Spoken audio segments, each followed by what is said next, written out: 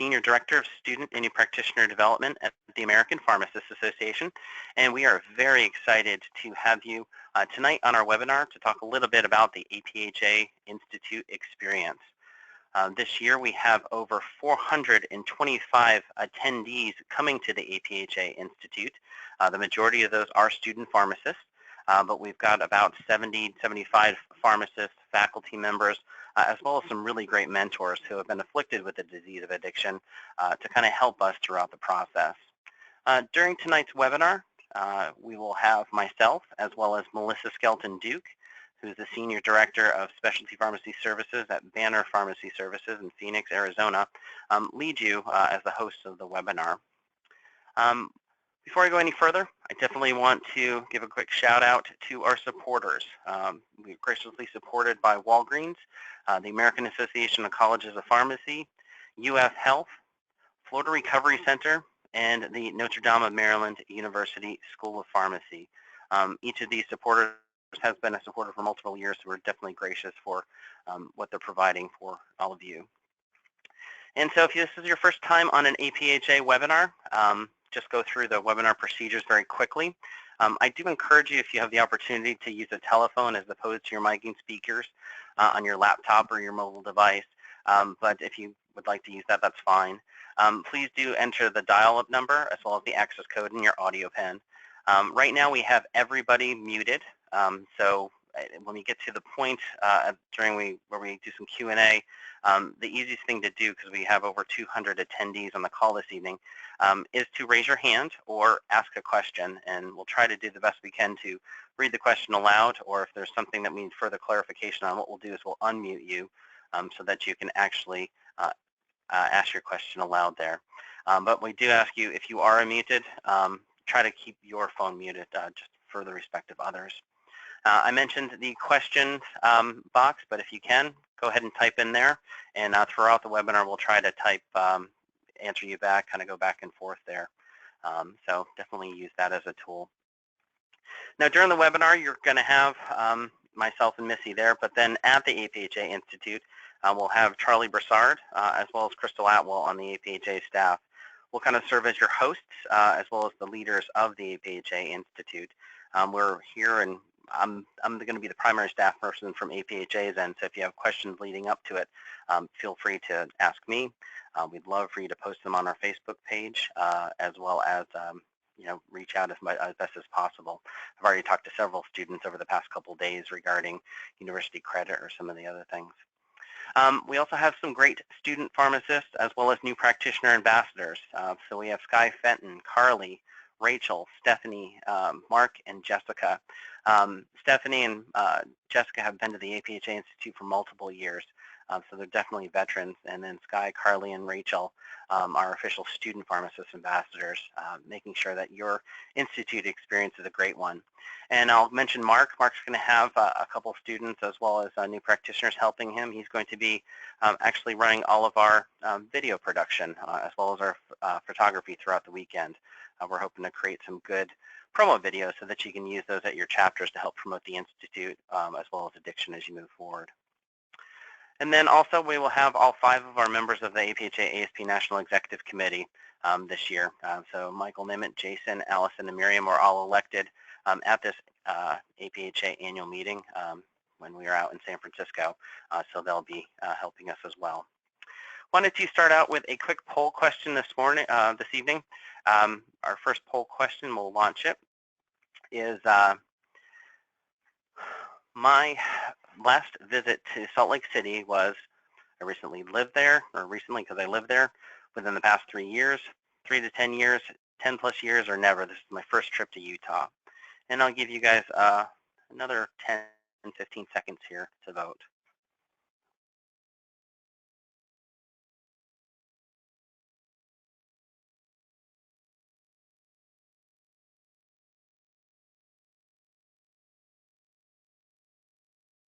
All right, 5 seconds.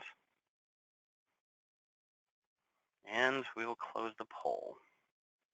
All right. So the results of it looks like about 81% of you, this is your first trip to Utah, which actually is pretty normal for the APhA Institute. 3% are coming from Utah, 7, 7, and 2 for the last 3 to 10, and then 10 plus years. So that's actually kind of cool. All right, let's move on here. Knowing that the majority of you, vast majority of you, are going to come to Utah for the very first time, it's actually kind of nice. Utah, you'd expect to have lots of snow and kind of be cold, but at the beginning part of June, it's actually in the upper 80s, lower 80s during the day, and actually a little bit cool at night, so in the 60s. And this conference, as opposed to any other conference that we have within the APHA, this is super casual. So we want you to wear t-shirts, shorts, button-down shirts, golf shirts. For the ladies, it's going to be probably a little colder in the ballroom that we're in, so bring a hoodie or bring a sweater so that you can wear that while you're inside, but when you step outside, it's going to be super warm that's out there. Also, kind of just making sure anything that you do bring or wear, try not to have any alcohol paraphernalia on it. So we're not looking for the Budweiser or Heineken or Guinness t-shirts that's out there. It's kind of a faux pas when you go to an alcohol drug conference with that. But definitely no need for suits, ties, dress shirts, anything along that line. Bring your sneakers, bring sandals, anything you can do to make yourself very comfortable. And so here's a quick picture of the attendees that we've had in the past. As you can see, everybody is extremely casual during the conference, and we try to make that and set that environment because we are talking about quite a few emotional things. There's going to be a lot of issues that are going to be brought up, and we don't want you to sit in there in a suit and tie. Makes it more fun that way. And so as you're going to think about, hey, what do you need as you're going out to Utah? For those student pharmacists, and we've got about 115, 120 that are staying in the benchmark apartments, some things I'd encourage you to pack is a pillow and a blanket. The facilities are very nice. They're actually the same facilities that the Olympians stayed at while they were in the Salt Lake Olympics in 2002. And each year there's thousands of students that go and stay there in the dorms and stuff. But I'd encourage you, if you can, bring a pillow and bring a blanket. It's sometimes things are a little bit thin. The pillows are extremely thin. So if you want to bring that to get a good night's sleep, I encourage you to do that. The bath towels that are provided are a little thin as well. So I definitely encourage you, if you can, to bring something from home. Flip-flops for the showers, as well as light jackets, sweaters, hiking boots, definitely for the hike. If you are going to go on the hike, I'd encourage you to bring a backpack so you can throw a bottle of water in there.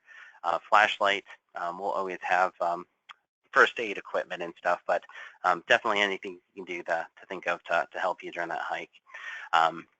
But as you're going through and you're looking at the things to buy that are in Salt Lake City, you don't really have to buy too much. The nice part about actually being in the benchmark apartments is that each of them have a full kitchen. So if you wanted to, once you got to Salt Lake, either on Tuesday or Wednesday, you wanted to make a run to the grocery store to get food for breakfast or food for the evening, I'd encourage you to do that. So, stock up on some food and snacks. You're going to have a full refrigerator, full stove, that sort of thing. So that's actually a nice part about those benchmark apartments there. But if you can, I always seem to buy a blanket or pillow while I'm out there as well, and either get rid of it as I'm gone or bring it home. But you don't have to buy too much while you're out in Salt Lake City. Now, there's a ton of options when it comes to dining, and we'll actually send this out. This map out is actually available on our APHA Institute website, and I'll be honest with you, we're going to try to provide as much as we can for you while we're there as well. But the maps are there. There's a part that kind of all of the buildings that are listed in red, as you can kind of see. There is some sort of food or beverages that you can buy during the conference. It is a little bit tougher because we are in the summer hours, so things might be closing a little bit earlier, and things are definitely going to be closed mid-Saturday afternoon and onto Sunday. So I'd encourage you to kind of stock up in some of these places, definitely on Thursday and Friday. The majority of the area where APHA provides lunch for everybody on Thursday, Friday, and Saturday is going to be in that Chase Peterson Heritage Center, which is right here. And actually the Benchmark Plaza apartments are right back there. The guest house isn't too far away from this point as well. But this is where we're going to have lunch every day.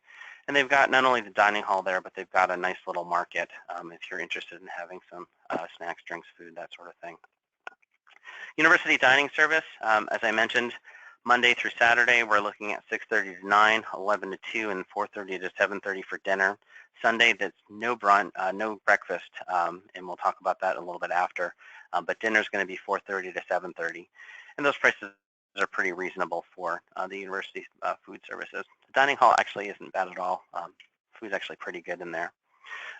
In the Union Building, which is a little bit of a walk away, they've got a food court there that's only open for breakfast and lunch, and they're closed on Saturday and Sunday. The Health Sciences Education Building, again, they're only open for breakfast and lunch. But the tracks, which is Utah's public transportation system, that actually boards right directly below where the university guest house is. So that actually makes for a nice trip down to Salt Lake, and everything's open along the main streets in Salt Lake City. Now we've got, we'll have the map of the tracks as well as a link to the tracks website, the ride, uta.com, on the APHA Institute website there.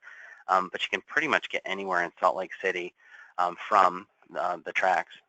And if you're looking at this kind of for the first time, we're going to actually be up here, if you can see my mouse there, and you'll travel along this red line to get down to some of the main areas that kind of run both north and south and then east and west along the lines. There's going to be a lot of things to eat, a lot of places to go, a lot of great things to see, both in the southern portion, the western portion here, as well as some of the southern portions as you move forward.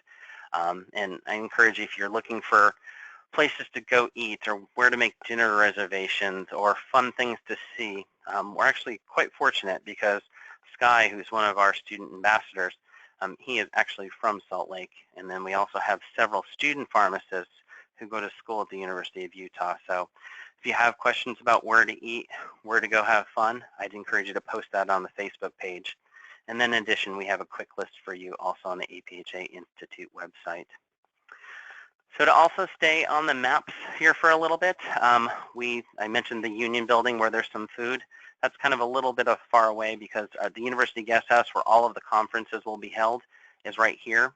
It's a quick short walk over to the Heritage Center where the food is. And then these large buildings right here are the Benchmark apartments. So you're actually going to have quick access to lunch as well as breakfast. And if you wanted to head over there for dinner, you can do that as well. I mentioned the tracks, and then the tracks are actually very easily accessible right over here. So it's kind of a quick in and out. And I talked about the Facebook event page. I'd encourage you guys to visit that, sign up to that. Our ambassadors will be posting a lot more frequently as we get closer to the Institute on June 1st. But we have not only our Twitter account, which we're going to use hashtag APHA Institute, but then also we encourage you guys to use hashtag APHA ASP both on our Twitter and Facebook accounts. We also do, we'd like for you guys can post your pictures on Instagram. APHA ASP has a cool Instagram account as well. So, all right, I'm going to spend a couple minutes here going through the highlights of the week.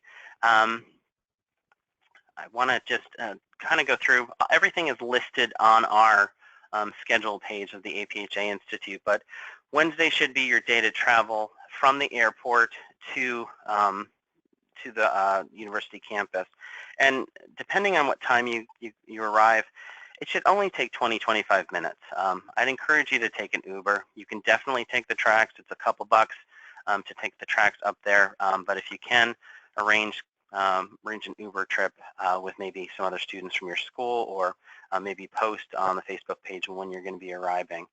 But as you kind of come in, if you're checking in mainly kind of during the day, check-in starts in the mid-morning to early afternoon for those Benchmark apartments. You can definitely check in. You're going to go straight to the Heritage Center, and then from the Heritage Center, you're going to receive your key as well as your key card. You'll kind of sign that out, and then you'll go check in to the Benchmark apartments. If you're going to be arriving later in the evening, I didn't get final confirmation yet, but it's usually those who are arriving like 8, 9, 10 o'clock at night.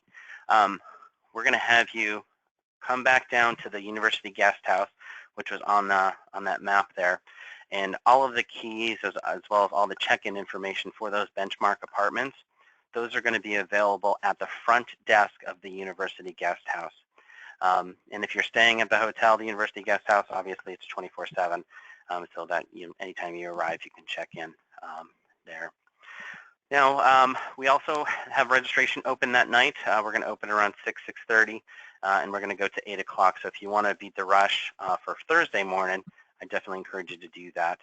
And if you're interested in networking with some pharmacists as well as some State Board of Pharmacy members, we have a quick meet and greet for our Pharmacy Recovery Network folks. Thursday is when the official start happens. We'll have registration open from 7 to 8. We'll do our opening session, and this is usually the day where we encourage student pharmacists to wear your school shirts, wear your school colors.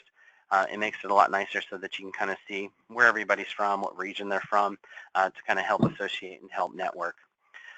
This is our big day where we'll also do a lot of our introduction to addiction, intro to Alcoholics Anonymous, as well as kind of set the foundation for what it's like to be an addict throughout the week. If you noticed on our website, we moved our hike from Friday night to actually Thursday night. And Missy is going to a little bit later talk about the hike and talk about the Red Butte Gardens walk. But we did move that from Friday to Thursday. And the only issue is that there's another large group that's going to be on campus with us, and kind of coordinating where we were going to be, what we're going to do. Frankly, it made it easier for us to do the hike on Thursday. So definitely plan for that for Thursday night. If it's happened to rain or we have inclement weather, we'll definitely move it to a later date, but we'll kind of keep you posted there. Friday, we're going to do pain management. We'll have a case study of a pharmacist to come up and tell their story about their affliction with addiction. And then we'll spend the rest of the day kind of focusing on specific practice areas as well, as focusing on diversion. We've got a great pharmacist who has been working in the ER in Salt Lake for several years. So he's always got some fun stories to talk about what he sees related to drug abuse in the emergency department. And then we'll kind of round out that night with Narcotics Anonymous evening meeting. And something I wanted to get a quick poll from everyone on is, in the past, we've had a lot of student pharmacists say, hey, we'd love to stick around campus. It's beautiful here. Can we actually do some fun stuff? So before we kind of set up an official kickball tournament or wiffle ball tournament or something along that lines, we kind of wanted to gauge everyone who's on the webinar tonight to see what you would like to do on Friday evening. So our first poll question, or second poll question for tonight is, would you be interested in an outdoor sport or activity on Friday evening? Let me launch that real quick.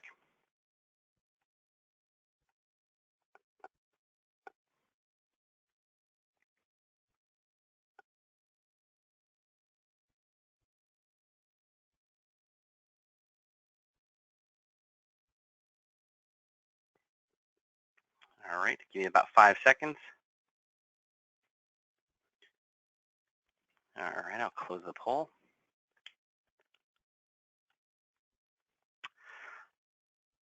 So it looks like about 76% of you would like to actually do something. So assuming that's, 3/4 of that 200 there, I think we're actually going to move forward and have our ambassadors plan something for you. And for those folks, those 76% that voted on this, our next poll question is if you voted yes, I would like to play the following sports. This is going to help us go out and buy supplies, buy sports equipment, that sort of thing. So if you wouldn't mind just letting us know, I'll launch this one.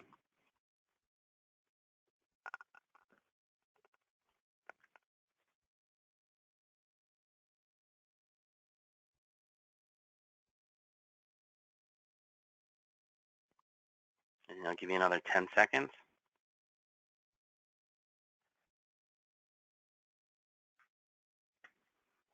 All right, and we will close the poll.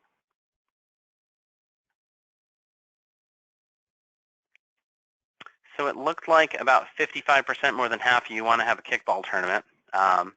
15 and 13 with wiffle ball and basketball, and I'd love to 10% for soccer, and I'd love to know who that 8% with other activities like to do. What I encourage you to do is, if you can, post those other events on the event page. and we'd love to hear what you'd like, because there is a huge green space in the middle of the campus where we'd be able to kind of go out and do stuff, maybe play some ultimate frisbee, something along that lines as well. But we'd love to have something fun that night.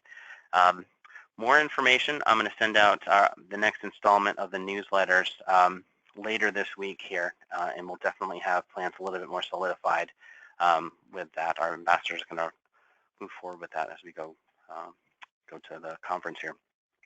So Saturday is going to be our third day, and this day we're going to focus quite a bit on debating medical marijuana. We're going to have 12 steps versus other approaches. We're going to kind of look at the role of family dynamics in recovery. This is a little bit more of a heavy day as we move forward. There's definitely going to be some good conversation about naloxone in the morning, but one of those things I want to mention is the Open Al-Anon meeting. I changed the time from an hour to about an hour and a half, and I encourage you guys to really share during this session. For those of you who are afflicted with addiction, or you have a mom, dad, brother, sister are afflicted with addiction, Al-Anon is actually a great resource to help you personally through the process. So we usually have some great discussion during that time, and I'm actually excited this year, and I'll throw this out. We're going to have 3 therapy dogs actually come in during that Al-Anon session. So if you'd like a little additional support, and if you have an affinity for pets, it'll be kind of cool that we'll have some trained therapy dogs come in for you guys.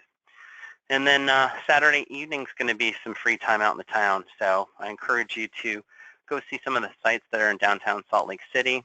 Park City is actually a great place to go to as well. And if you can, make some dinner reservations now because it does get quite busy in Salt Lake City during that time. Sunday morning is not a full day. Every day, Thursday, Friday, and Saturday, they all start at 8 o'clock and they end at 5:30 or 6. But Sunday is actually a little different. We start at 8 o'clock in the morning, but we end at noon. And we want to have a lot of people fly out of Salt Lake that day. We want to make sure that you can get home or get back to rotations or get back to class if you need to. But we've got 2 tracks in the morning. The first track is mainly for pharmacists. However, we have seating for 250 people out of the 425.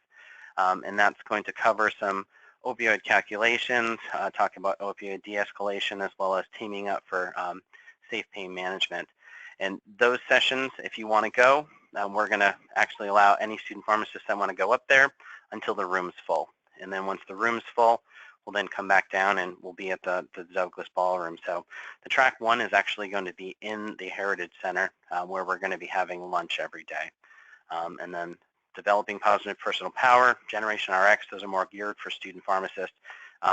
Chuck Jackson, who does the developing positive personal power, is probably one of my favorite speakers who comes to the Institute every year.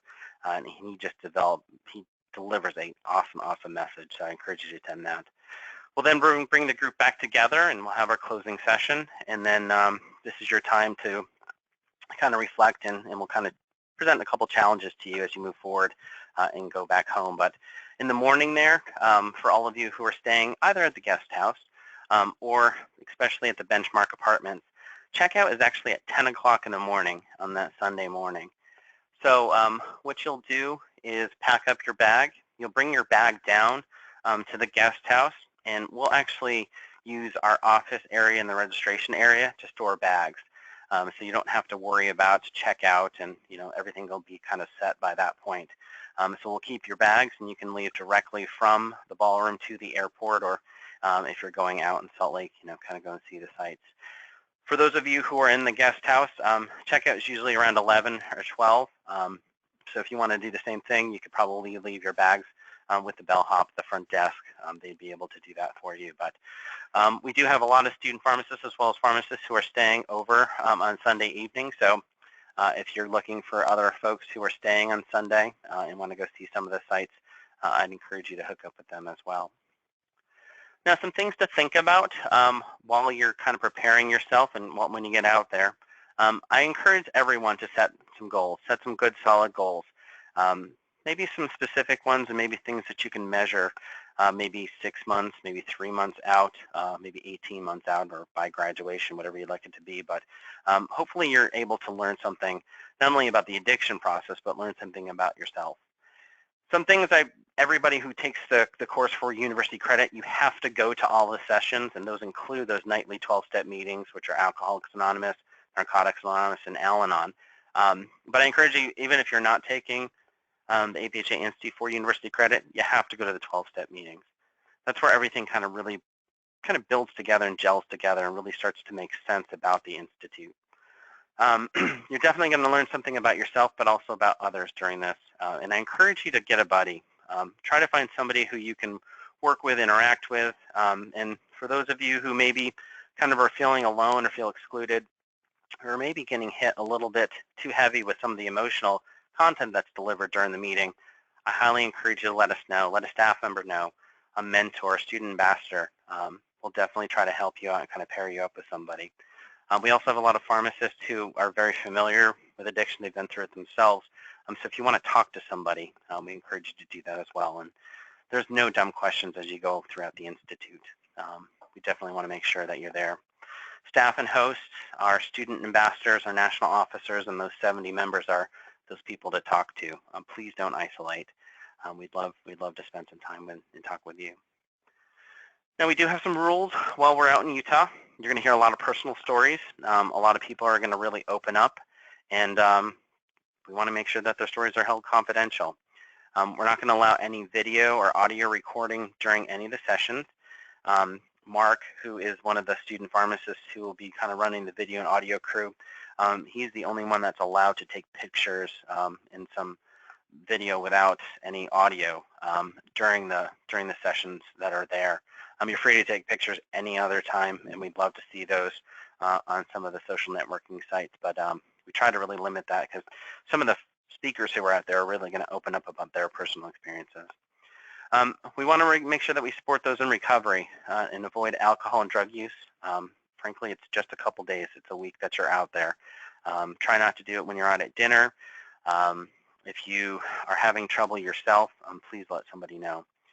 Smoking isn't permitted. It's a university campus, state campus, so you can't smoke anywhere near or in the buildings. And one thing to note is that parking is strictly enforced in the University of Utah campus. So if you are going to park and you're driving in every day, you need to make sure that you do get a parking pass. And we will have a couple links on the APHA Institute website about parking. I don't think we need to put a moratorium on one of the lots. We had very few students that were parking, but if you do have questions and you are going to drive, contact us and we'll try to help you out as best as possible that's out there. So now what I'm going to do is spend a little bit of time talking about university credit. This is a big part of the APHA Institute every year, and we are grateful, absolutely grateful that the Notre Dame of Maryland University supports us in our efforts to provide university credit each year that we have it. The first thing I want to tell everybody is that if you've signed up, we've got a little over 100 students that have signed up for university credit. Please do me a quick favor. Go back, verify with your, Dean of Academic Affairs or your admissions office, something along that lines at your School of Pharmacy, that your school will actually accept the credit. Or if your school actually provides credit, do you really need it through Notre Dame of Maryland University? All too often I get students who have already paid the process and are a day or two in it, and they get a call or they speak with somebody back at their school and they find out, oh, sorry, we won't actually accept this. Don't waste the money, don't waste the time if you don't have to, so get that verification right off the bat. Notre Dame of Maryland will issue a pass-fail grade and 2 credit hours on your transcript. That's another thing to verify with your school or college of pharmacy. If your school will not accept a pass-fail grade, if they need a letter grade, you don't want to take university credit. As I mentioned, I'm going to make sure that everybody, if you don't want to do it, I'll give you your full refund of your $75. That's not a big deal. But make sure you verify these things before you come out. Once we get on site, we're not going to be able to make any changes, so make sure that you do this before you come to Utah. And you can send myself an email. You can send it to the APHA-ASP@aphanet.org email address, and we'll take care of that for you. Schedule your travel to and from Salt Lake City to make sure that you can attend 100% of the sessions. I spoke with a student pharmacist this morning, and she leaves early on Sunday morning, like 7:30, and she signed up for university credit, and unfortunately, I don't administer the university credit. Notre Dame does, and it's their requirement that you go to 100% of the sessions. So make sure that you have your travel set and that you're not coming late or leaving early. In addition, the $75 includes the transcript fee, so you don't have to worry about that. And if you want to sign up for university credit, you'll simply email myself or APHA-ASP@aphanet.org. And what we'll do is we'll put the $75 invoice on your pharmacist.com profile, and we'll send you a quick email saying, hey, you're set, and you just log into your pharmacist.com profile and pay for the $75. So that's the way we're kind of handling that post-registration there. Now, some checkoff list things here for university credit. We are running everything through the same system that our pharmacists use for continuing pharmacy education, our CE programs. So I need every student pharmacist who signed up for university credit to go online and sign up to have your own CPE monitors, to have your own NABP number. And you're probably wondering, okay, well, I've never heard of this before. Well, if you've ever taken an APHA course, maybe say through the university, through an immunization program or a certificate training program, you've had to sign up for it and you've had to receive that actual number there. So I encourage you to go ahead and do that. And just to kind of walk you through, here is APHA's Institute's website here. And all of the university credit information is going to be under this schedule section. So I've got all these opened up on my browser here, but you'll go down to university credit and I'll start building out links. And one of those links is going to be the CPE credit. It's going to go directly to APHA's pharmacist.com webpage now, which is in APHA's learning module here. And what you need to do is go get that NABP number so that you'll be able to claim your university credit. Now, non-pharmacists, I know it sounds weird, but non-pharmacists can actually sign up for the CPE monitor. And if you go to this link here, it'll show you how to get your e-profile and get that NABP number, so it's pretty easy. So kind of going back, what we need to do is make sure that you not only fill that out before you get to Utah, what we want to make sure is that you complete the transcript request form. The transcript request form is going to be a PDF this year, and what we're going to try to have everybody do is fill it out online before you get to Utah. And the reason why I want you to fill it out online is because we had a ton of student pharmacists last year that didn't receive their transcripts. And a lot of it was because a lot of the writing was illegible, and the transcripts were either sent to a different location or they weren't sent to the right place. So that's one of your other homework items. When you do go ask, hey, will you actually receive the credit that I'm taking? The next question is where do I have the transcript sent to? A lot of schools will not accept a transcript unless it's sent directly from the school or the entity that you're receiving it from, sent directly to them. So they won't take it if you've sent it to your home address and then you bring it to them. So please, please, please verify that you can have the credit, but then when you have the transcript, where's the transcript sent to? And this is different at every institution. Some schools and colleges of pharmacy want it sent to the school or college pharmacy registrar. Some of them want it sent to the university's registrar and not the school or college of pharmacy. So spend a little time, do your homework to make sure that that transcript request form is filled out properly. New this year, we are actually going to have you complete 6 required home study education sessions. And I'm going to go back to our website, and I'm going to provide you with the link of how to kind of access the education sessions. But the website is going to bring you directly to our landing page here on pharmacist.com. And then on the landing page, it'll kind of talk a little bit about the enrollment information, as well as kind of where to go and kind of how to set up everything that you need to do. It talks a little bit about the learning objectives. It talks about what you need to do for accreditation, and then it has all of the courses that are listed on here that you need to do, as well as the speakers. So you'll get to this page here, and then for your home study, you'll actually click on this View Enrollment button. Now the home study is open. It was launched this afternoon, and I'll have that link available on the APhA Institute website under the University Credit section, but you'll click the View Enrollment. And once you go to that View Enrollment, it's going to bring you up to this next page here. And these are the 6 home study courses that you'll have to take as part of university credit. Now, alternatively, pharmacists, if you're on the call, you can also take these for CE. All you'll simply do is click on the Go or the home study, and you can kind of get the information or the quick overview of what the home study item is. Now, for the pharmacist, you actually have to go through and take one of these before you go. I'd encourage you to take maybe the APhA quick quiz, but what it's going to do is provide you with some pre-institute CE. So pharmacists have to do at least one of these before they go, but university credit has to do all 6. Now, once you've completed this home study, you have to complete it before May 31st. You'll then have access, while we're at the Institute, to the actual Institute sessions. And these are all the live sessions. And student pharmacists, as well as pharmacists who are claiming CE, will go through each of these. This is not live right now. I'm showing you the kind of the back end here, but you go through, and at the end of every session, we're going to provide you with a code. That code is going to be available. So you'll go through and you'll enter in the attendance code that's right here. You'll click Submit, and then from there, you'll actually fill out a quick little evaluation about each session. But we're going to have student pharmacists do this for every session in order to obtain the university credit. But it's going to be laid out pretty similar to this page. This is almost final here. But it's pretty easy, and you're going to pretty much be integrated with the same way that the pharmacists are going to claim credit for all of their CE sessions.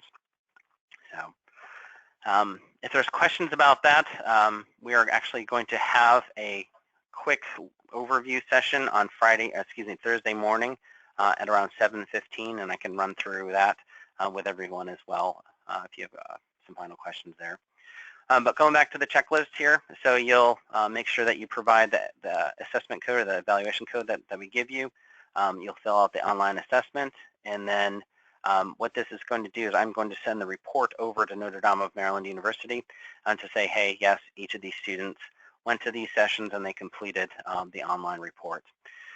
And then also part of the university credit process is to complete and submit a reflection paper. So you're going to do everything that's listed on here and then complete each of the sessions, and then you're going to fill out the reflection paper. And the reflection paper is a max of 9 pages. What you're going to do in that, and it's going to be listed in the course syllabus, which I'll post later tomorrow. The evaluation of your experience, concepts, ideas, techniques that you learned and you're going to implement when you go back home. You're going to describe how you felt during the AANA meetings, discuss the concept learned in the majority of the addiction sessions, and we list out the specific ones that you have to do. We want you to talk a little bit about a single experience or learning at the Institute that made the greatest impression on you and why it did that. For a lot of student pharmacists, it's maybe a one-on-one interaction with a pharmacist who's been afflicted with addiction. And then finally, it's describe a hypothetical situation that you may be involved with over the next 5 years. So if you're looking at a residency program, if you want to get into addiction education, if you want to do something with pharmacy addiction, work with a PRN, we'd love to know that and how you're going to do that. So the process for university credit is quite involved. Attending the meeting tonight, you actually satisfy 25 of your total 460 points. Completing those home studies, as part of those home studies, one of those is an actual webinar, so it's 70% for opioid medications. You need to pass with a greater than 70, as well as a naloxone webinar. And if you go through it and you don't pass the first time, you actually get 2 chances to take that. So that'll be a portion of it. Just completing your paperwork, you do get credit for it. Coming to each of the sessions, you get credit for it. And then the other majority is that 160 points for your reflection paper. 378 is the mark that you need to meet in order to receive the passing grade from Notre Dame in Maryland. And this is taken directly from the syllabus, so all of these dates as well as these checkoff points will be in the syllabus and kind of laid out for everyone. So I'm going to take a quick pause right there, and I'm going to see if any student pharmacists have any questions about the university credit.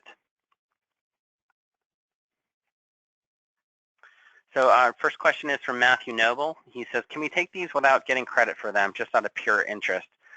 Matt, absolutely. If you're interested in getting credit, taking these, go right at it. You're not going to get CE for it, obviously, because you're a student pharmacist, but I encourage you, if you want to go do that, absolutely, we'd love for you to do that. One of our attendees, Ed, asks, do we bring laptops to the program? Absolutely. So the nice part about the online website that we have here, under each of these live sessions, when you click on it, it's actually going to have over the next 2 weeks here, and we'll make this live for everybody the day before the session starts. But what we're going to have is the handout for all of the CE sessions.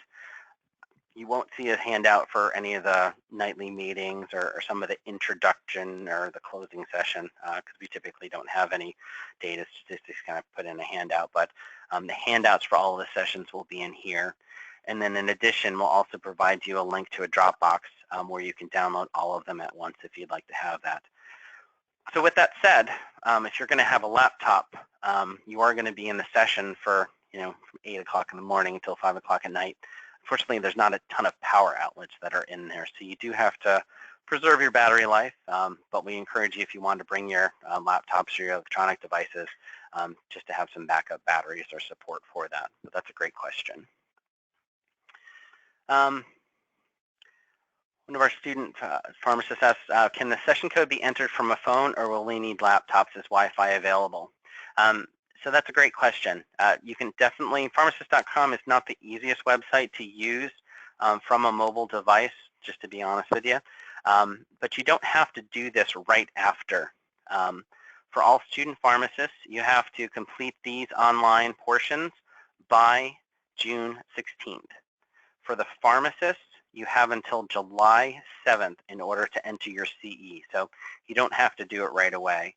But if you want, you can go back, to your room, the guest house, for all of the guests who are staying there, as well as in the Douglas Ballroom where we'll be. And we do have free Wi-Fi, and we'll give you the Wi-Fi login and password in order to do that. So that's actually a great question, Lorraine. All right. Question in regards to when is the due date for the 9-page paper, or will that be released soon? The due date for the 9-page paper is actually going to be on June 16th. The paper you pretty much have a good solid 2 weeks in order to go back and complete that paper there. But June 16th is going to be the due date for that one. And you cannot email that to Notre Dame of Maryland University. What you have to do is make sure that you submit it. They have a form site that's set up with a link that's within the syllabus. And what you'll do is kind of fill out just some quick information and hit your upload your paper, and then you'll submit that to them. So great question. All right. Just kind of going through here. Question from Renee Salazar says, if I'm not getting credit via Notre Dame, do I need to worry about accomplishing all these things on the checklist? The University of New Mexico is giving me credit via other means. Renee, you are perfectly fine to go through this if you want to. However, I would encourage you to speak with the faculty member who is in charge of the course that's actually, giving you the credit for this, to see if they want to use this method of assessment or if they've developed another method of assessment for this. But typically with any credit that you receive for credit hours, you have to have a course syllabus and some level of direction. So I'd encourage you, not only for New Mexico, but for a lot of other schools. I know Oklahoma, quite a few other institutions provide their own credit for it. All right, just from Eric, question is, just to clarify, are the various sessions in the rooms, or will they be in one room throughout the day? So Eric, we will be in the Douglas Ballroom of the University Guest House. pretty much the entire day except for some of the outdoor activities. However, on Sunday, where we have the 2 tracks, we'll actually have the pharmacist track that'll be up in the Heritage Center where we'll be having lunch, which is, a good 5-minute walk or so.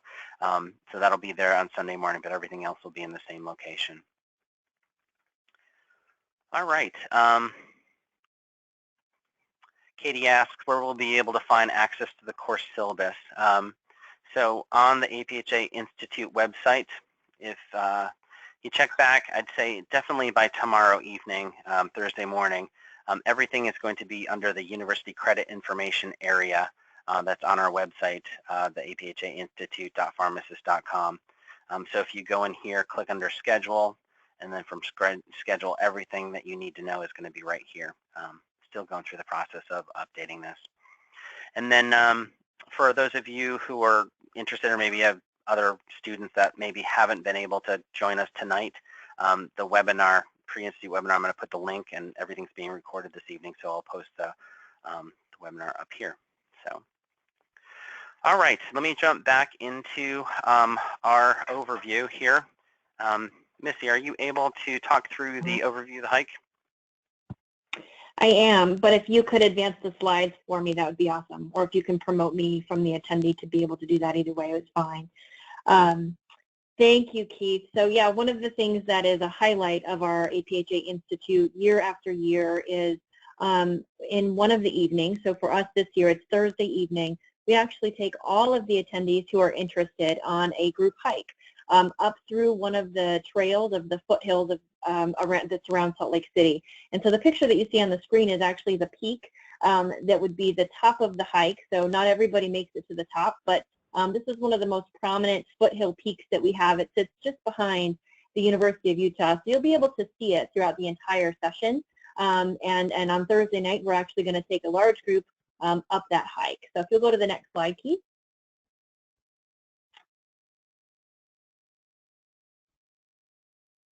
This is another view of it. So on the left, you see that another shot of that same peak, but you can actually see that valley there right in the middle. That's actually where the trail kind of winds its way through. It's a very beautiful hike. It's about 1,000 feet in elevation climb, and there's a lot of switchbacks, and it is kind of a rough dirt and loose gravel trail. So just to give you a kind of a sense of where we're going and what that canyon looks like. The picture that's on the screen right now actually shows you a couple of different angles. And so in the red circle there, that is where the dorms are, and that's actually where we congregate. So anyone that's interested in attending the hike will be there at 6 p.m. On Thursday night of the conference. And we're going to start there. From there, we're actually going to take a walk up the sidewalks and the streets around the university to actually get to the trailhead. And so those 2 blue dots that you see in the lower middle part of the screen are actually where the trail starts. We're going to go from the sidewalk to the gravel trail, and then you can kind of see the path that trail takes and a little bit of the elevation gain information. And so this trail, you'll take the same route up to the top that you take down to the bottom. And so you can kind of see that progression there. If you go to the next slide, Keith. These next couple of shots will actually show you a little bit more about what that trail actually looks like. And so this picture here is kind of at the beginning. You can see some folks actually pack sticks or whatever to help them. You can see as you get up into the trail, there's a lot more greenery. It gets a little bit more steep as you get into the trail. You can see there's some shady parts, but there's definitely some sunny parts. And so this just gives you a sense of kind of what people pack. Most of the folks will take a backpack up with extra bottles of water, make sure that they've got really comfortable, reliable tennis shoes. So going back to that shot that actually shows the trail itself, there are a couple of points that I wanted to highlight here. And so that bottom arrow that you see is actually a lookout, about 40% or so but, of the way of the hike. There's a really nice lookout that allows you to see all the way to the Great Salt Lake. You can see most of the Salt Lake Valley. It's a great spot for taking pictures, and you kind of get to stop and take a breather. Some folks, particularly folks that are from out of town or are not quite used to the elevation, this is a perfectly respectable place to turn around and go back down. So if you're struggling at all on the hike, or if if you're not quite sure of your footing or whatever, this is a good place to stop enjoy yourself, take a breather, take some great photos, and then head back down. If you're interested in continuing, which I highly encourage that you do, you can continue on that trail and follow some more switchbacks and kind of back and forth. That second arrow that you see is another lookout.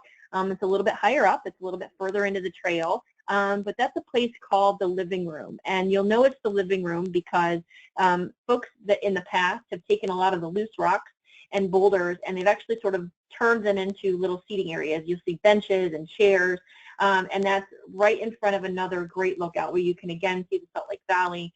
You can see a lot of the mountains that are to the south and north of these foothills, and it's a really beautiful place. Also a highly respectable place to stop and turn back around. From the living room or from that second lookout point, there are a subset of the hikers that will actually go on to the peak, and that's what you see, that last little jaunt there. The thing that I wanted to mention about that jaunt, Keith, if you'll go to the next slide, is that from the point of the living room up into the peak, you're actually off the trail. And it's more of a scramble, and so you have to use your hands and your knees and feet to kind of climb up to the top.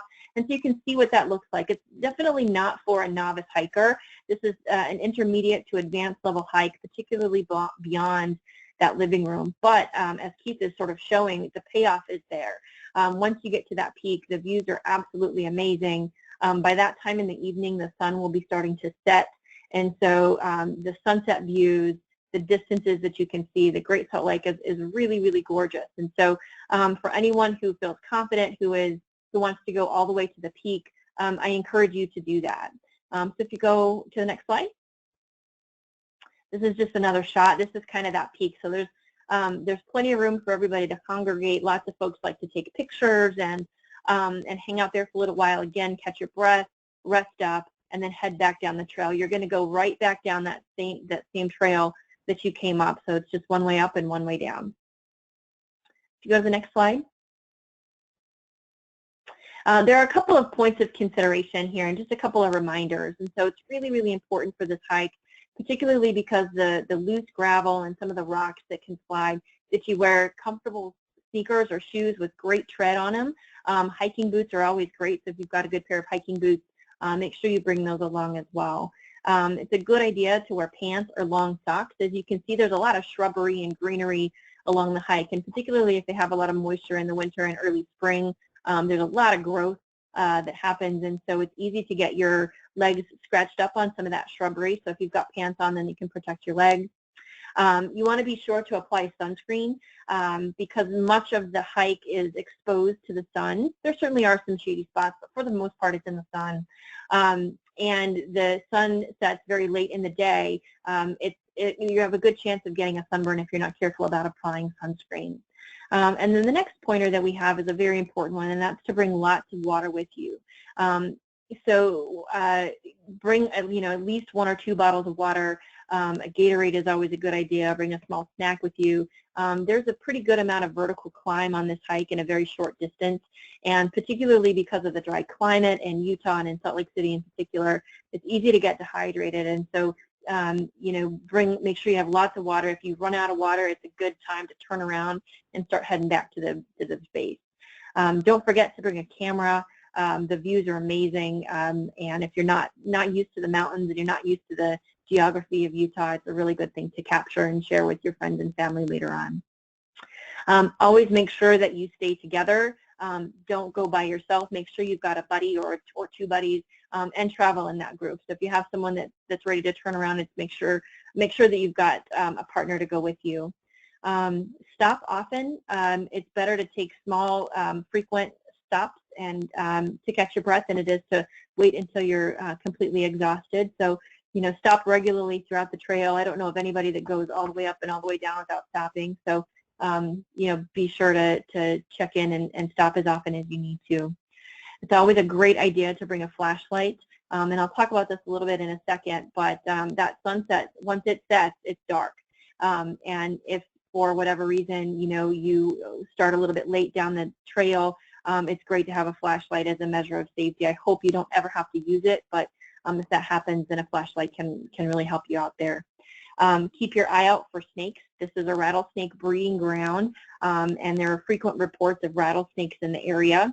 I don't worry as much with a large group like we are because we make a lot of noise and a lot of ruckus, and the snakes don't necessarily want to socialize with us. And so I have seen snakes on the trail while I was alone, but I've never seen a snake with a group as large as ours going up the mountain, but it's still always important to keep your eye out and your ear out for rattlesnakes, and certainly stay away from them if you do encounter one. As I mentioned, use the buddy system. Prepare and just go in with the expectation that you're going to get sweaty. This is a bonding experience with everyone else that's going on the hike with you.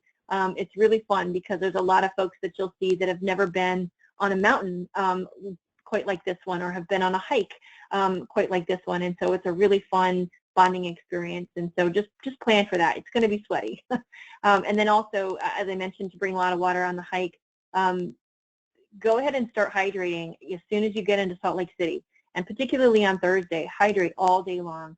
Even if you're not feeling thirsty in the morning and in the early afternoon, that will pay off for you while you're on the hike, particularly if it's a warm afternoon. It's easy to get dehydrated, and then that will surprise you later.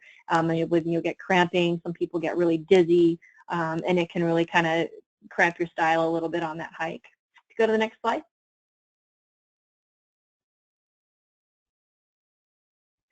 So in terms of logistics, we're all going to meet at the dorms. So the Sage Point dorms, there's a quad area or a lawn area that all of them kind of open up into.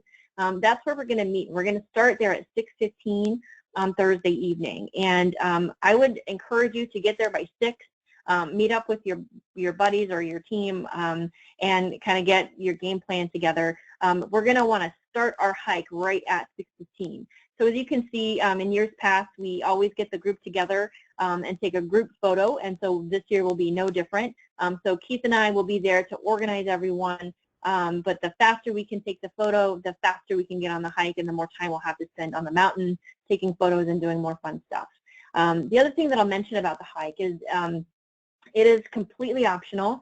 There is no credit or no pressure to attend if you're not comfortable. And we do ask that all of the attendees actually complete a waiver prior to the hike. So you'll see that waiver available online. We'll have some copies in Salt Lake City for you to sign. But one of the things that we ask is that if you're going to participate on the group hike, that you sign the waiver. And it just makes sure that you understand that there are risks associated with hike of injury, illness, and so we want to make sure that you go into that process with eyes wide open, and that's what that waiver is all about. So if you have any questions about the hike or that process, please don't hesitate to get in touch with Keith or myself. And then this next photo that you see here is actually just a picture of the trail. One of the things that, again, I'll remind you about is to be very careful and watch out for rattlesnakes.